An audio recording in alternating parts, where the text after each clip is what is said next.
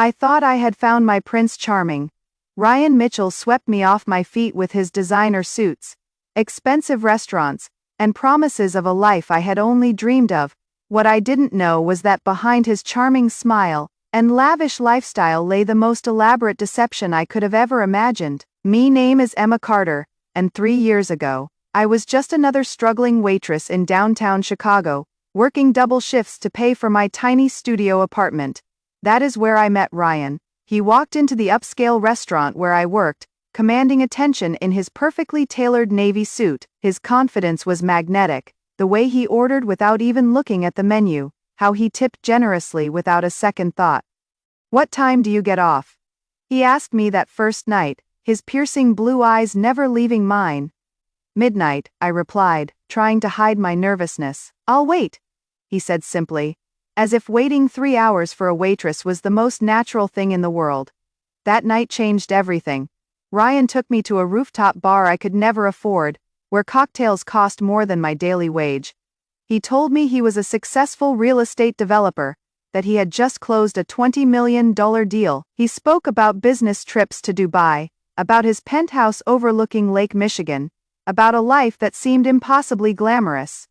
"You are different from other women," he said, his hand gently touching mine across the marble table. "You have this authenticity that is rare in my world." Within 6 months, we were engaged. Ryan insisted on a wedding that cost more than most people's houses. Everything was paid for by his business account, he explained. The $10,000 dress, the exclusive venue, the honeymoon in Santorini, all business expenses, he said, because he needed to maintain his image for clients. "Don't worry about money, beautiful," he would tell me whenever I questioned the extravagant spending. "That is my job. Your job is to look stunning and make me proud." I quit my waitressing job and moved into his penthouse. It was everything he had promised and more: floor-to-ceiling windows, marble countertops, a walk-in closet larger than my old apartment. But there was something I didn't realize then. Nothing was in my name, not the apartment, not the cars, not even the credit cards I used for shopping. "It is all for tax purposes," Ryan explained when I asked about putting my name on anything. "My accountant handles everything through the business. It is more efficient this way." I believed him because I wanted to, because the alternative, that the man I loved was systematically ensuring I owned nothing, was too painful to consider. Life became a beautiful routine of spa appointments, shopping trips, and charity events. I became the perfect trophy wife, always perfectly dressed, always smiling, always supporting Ryan's image. His business associates' wives welcomed me into their circle, and I felt like I belonged in this world of luxury and privilege. But there were small things that should have warned me: how Ryan never introduced me to his family, claiming they were complicated; how he handled all the finances and never let me see any actual paperwork; how he would disappear for days on business trips, but never invited me along, even to destinations I would have loved to visit. "Sweetheart, business is boring," he would say. "You wouldn't enjoy those stuffy meetings and corporate dinners. Stay here, enjoy yourself, buy something beautiful." The shopping was endless: designer handbags, jewelry, clothes that cost more than my old monthly salary. But I realize now it was all part of the illusion, part of keeping me distracted and dependent while ensuring I never questioned the foundation our life was built on. I should have been suspicious when Ryan's mood started changing 2 years into our marriage. He became more controlling about my spending, more critical of my appearance, more distant in our conversations. When I tried to talk to him about getting a job or pursuing my abandoned dream of becoming an interior designer, he shut it down immediately.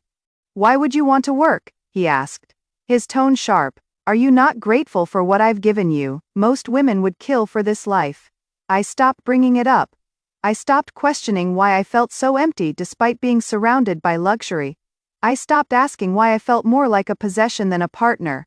The first crack in my perfect world appeared on a Tuesday morning in March. I was having my weekly manicure when Ryan's assistant called, her voice tight with panic. "Mrs. Mitchell, I need you to come to the office immediately. There has been a development." I found Ryan in his glass office, surrounded by men in suits, who looked like they hadn't slept in days. His face was ashen, his usually perfect hair disheveled. On his desk were stacks of legal documents and what looked like court papers. "Emma," he said without looking up, "sit down. What is happening?" I asked, my heart starting to race. "The company is bankrupt," he said flatly. "We're being investigated for fraud. I need you to understand that this affects everything." The room spun around me. "What do you mean everything?" One of the lawyers, a stern woman with wire-rimmed glasses, spoke up.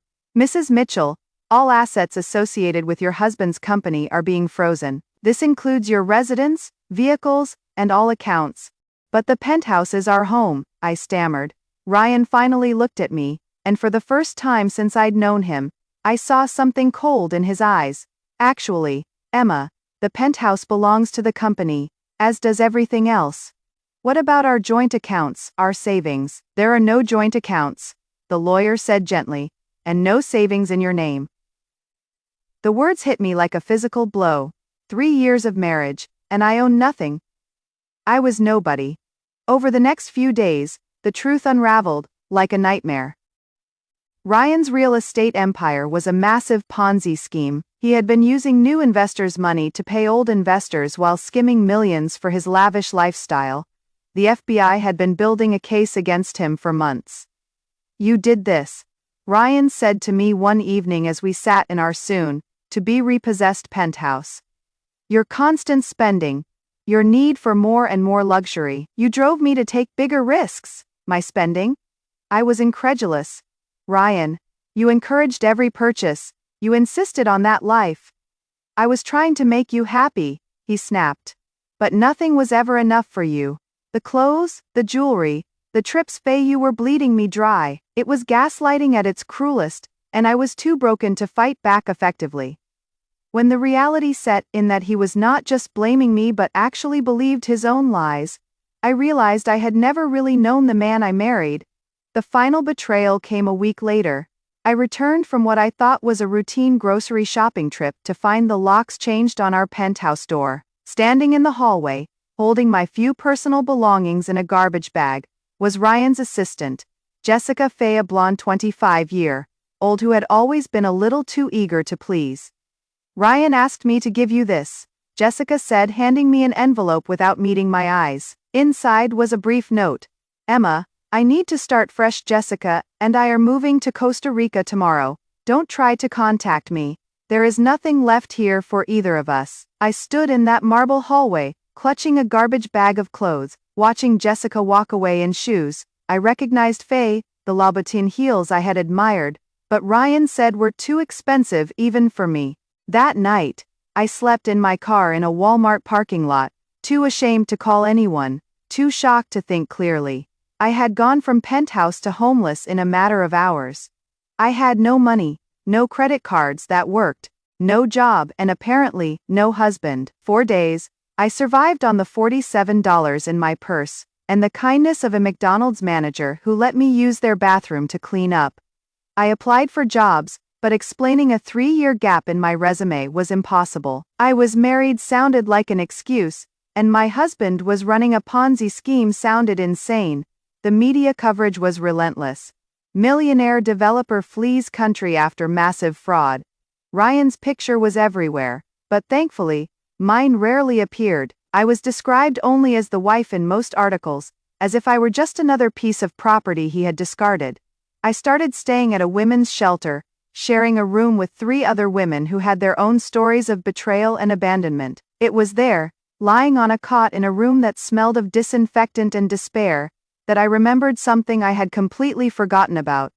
My grandmother, May Carter, had died when I was 19, just before I moved to Chicago. She had been a tough, independent woman who had raised 6 children on a farm in rural Illinois after my grandfather died young. In her will, she left me her old farmhouse and the 5 acres it sat on, that old place.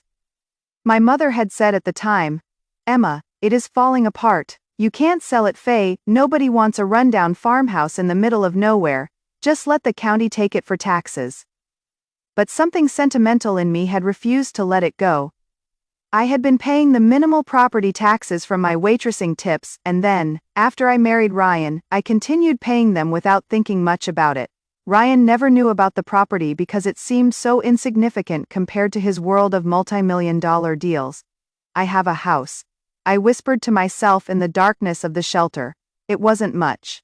But it was mine. It was the only thing in the world that belonged to me. The next morning, I used my last $20 for a Greyhound ticket to Millbrook, Illinois, population 847.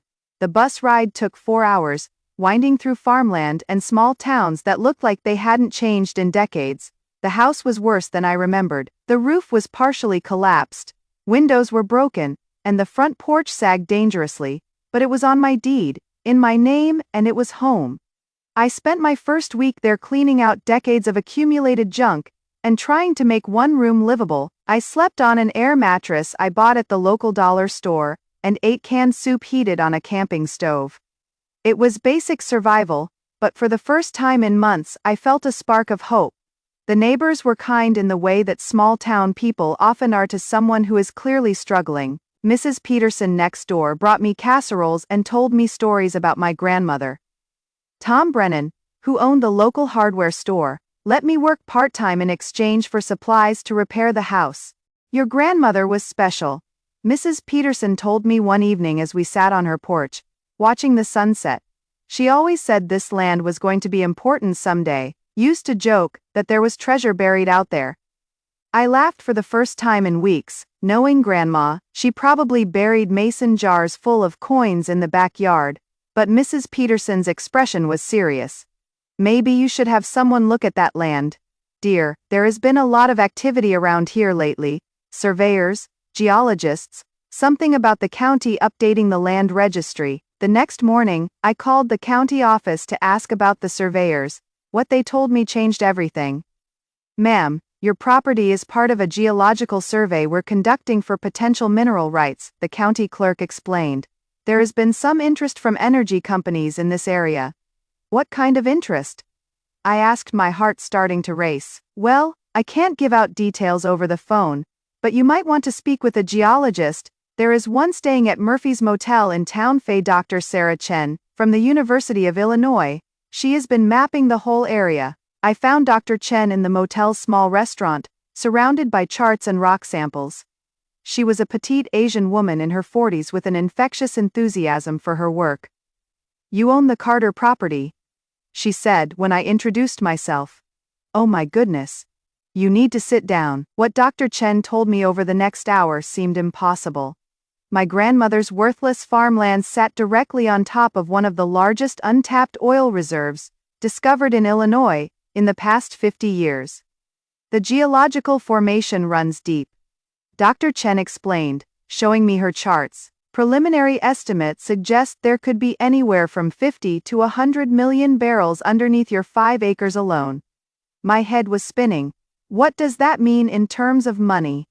Well, that depends on current oil prices and extraction costs, but conservatively, your mineral rights could be worth anywhere from $50 to $200 million. I couldn't breathe. After months of having nothing, of being told I was worthless and greedy, I was potentially sitting on a fortune that dwarfed anything Ryan had ever claimed to own. What do I do now? I asked. Dr. Chen put me in touch with a mineral rights attorney in Springfield, a sharp woman named Patricia Ross who specialized in landowner negotiations with energy companies. Emma, Patricia told me during our first phone call, you are in an incredibly strong position. Multiple companies are going to want to bid for your drilling rights, but we're going to be very strategic about this. Over the next month, Patricia negotiated on my behalf while I continued working at the hardware store and slowly repairing the farmhouse. I told no one in town about the oil discovery. I had learned the hard way about keeping financial information private. The final contract was more generous than I had dared to imagine. Apex Energy agreed to pay me a signing bonus of $15 million, plus 25% royalties on all oil extracted from my land. Conservative estimates suggested that would generate $5 to $10 million annually for the next 30 years. The day I signed the contract, sitting in Patricia's law office in Springfield, I thought about Ryan's note. There is nothing left here for either of us. He had been wrong about so many things. With my newfound wealth, I could have simply disappeared to some tropical island, and lived in luxury for the rest of my life. But I had learned something important during my months of struggle. I was stronger than I had ever imagined, and I had a talent for strategy that I had never been able to exercise.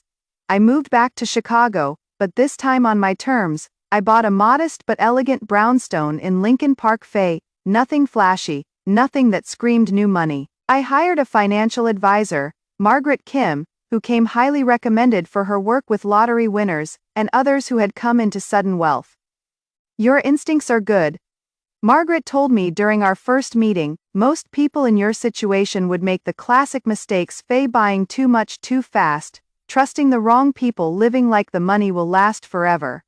Instead, I invested wisely. I put half of my signing bonus into diversified index funds and bonds. I used another quarter to start a small investment firm specializing in helping women who had been financially abused or left destitute by divorce. Carter Financial Consulting started small, just me and one assistant in a 2-room office. But word spread quickly in Chicago's legal community that I understood firsthand what it felt like to go from having everything to having nothing, and that I could help women rebuild their financial lives. Within a year, I had 20 clients. Within 2 years, I was managing $50 million in assets and had hired 5 employees. I discovered that I had an intuitive understanding of risk management, perhaps because I had experienced firsthand what happened when risks went catastrophically wrong. My specialty became helping women who were leaving marriages or relationships where they had been financially controlled. I knew exactly how to spot the warning signs because I had lived through every one of them. The most important thing, I would tell my clients, is to have something that belongs only to you, even if it is just a bank account with $100, or a piece of property no one else knows about. Independence starts with owning something. I kept the farmhouse in Millbrook, renovating it into a beautiful retreat where I would spend weekends, and where some of my clients could come to decompress and plan their new lives. Mrs. Peterson still lived next door, and she would often joke about how my grandmother would have been proud to see the land used to help other women. The oil royalties continued to flow in monthly, sometimes exceeding my projections. I was careful never to become dependent on them, always living below my means and reinvesting most of the money. I had learned the hard way what happened when your entire lifestyle depended on someone else's financial decisions. By my 3rd year in business, Carter Financial Consulting was one of the most respected boutique investment firms in Chicago. I had been featured in Forbes magazine as one of the women to watch in finance. Though I was careful never to mention the details of my previous marriage or the oil discovery that had funded my start, I had also learned to be very private about my personal life. I dated occasionally, but I was in no hurry to remarry or to trust someone else with my financial security. My independence was hard-won, and I guarded it carefully.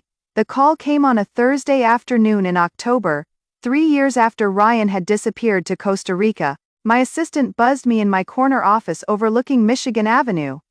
"Miss Carter, there's a Ryan Mitchell here to see you. He says it is urgent." My blood turned to ice for a moment. I considered telling her to call security and have him removed, but curiosity won out over caution. "Send him in," I said, steeling myself for whatever version of Ryan would walk through my door. He looked terrible, the confident, well-dressed man I had married was gone. His hair was thinning and streaked with gray, his face was gaunt, and his clothes were cheap and ill-fitting. Most telling of all, his eyes had lost that predatory gleam that I now realized had always been there. "Emma," he said, his voice barely above a whisper, "you look incredible." I didn't stand up or offer him a seat. I simply stared at him across my mahogany desk, saying nothing. "I know you probably hate me," he continued when the silence became unbearable, "and you have every right to, but I am in trouble, and I didn't know where else to turn." "I see," I said coolly. "What kind of trouble?" "The Costa Rica thing fell through. Jessica left me for someone with more money. I've been working construction jobs, but I hurt my back, and I can't work anymore. I am broke, Emma, completely broke."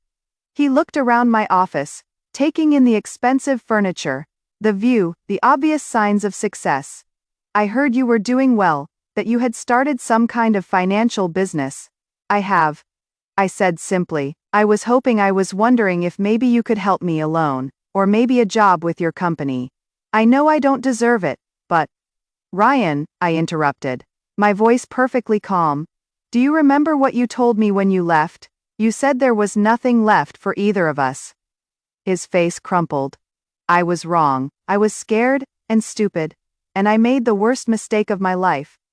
You made many mistakes, I said, but the worst one wasn't leaving me. The worst one was underestimating me. I opened my desk drawer and pulled out a recent copy of Forbes magazine, folded to the page featuring my interview. I slid it across the desk to him. Ryan's eyes widened as he read.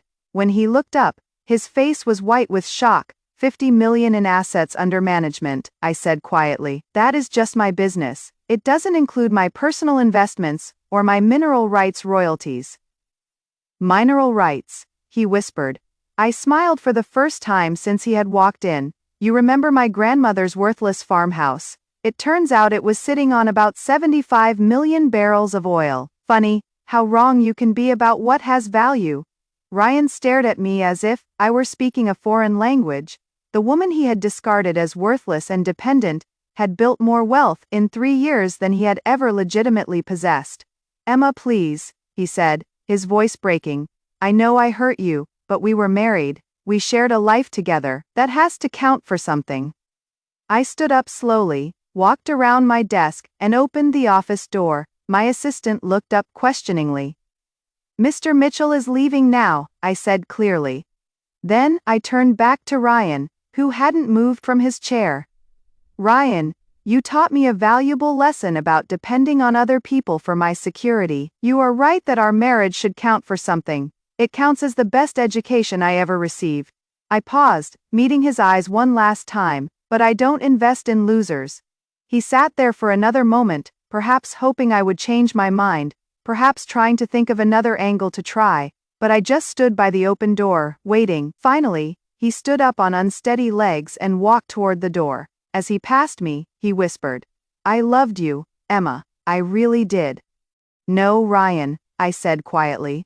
You loved what you thought you could take from me. You just never realized that what I had to give was never yours to take. He left without another word. I closed the door and returned to my desk where quarterly reports from 3 of my most successful clients were waiting for my review. Outside my window, Chicago bustled with life and opportunity. I picked up my phone and called Mrs. Peterson in Millbrook. How is my grandmother's garden doing?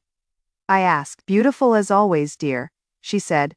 You know, I was just thinking about what May used to say about this land being special. She always knew you'd find your way back to it. She was right, I said. She was right about a lot of things. After I hung up, I allowed myself one moment to think about the scared broken woman who had slept in her car 3 years ago, convinced that her life was over. That woman had been wrong too. Her life wasn't over, it was just beginning. Tomorrow, I had meetings with 2 new clients, both women leaving marriages, where they had been told they were worthless. I would help them discover what my grandmother had always known, that real security comes from what you build yourself, not from what someone else gives you. And somewhere in Costa Rica, or wherever Ryan Mitchell had ended up, a man was learning that the worst mistake you can make is underestimating a woman who has nothing left to lose. The phone rang. It was my assistant. Miss Carter, I have 3 potential new clients on hold. Should I schedule consultations? Absolutely, I said. The afternoon is wide open. Because it was, and so was my future.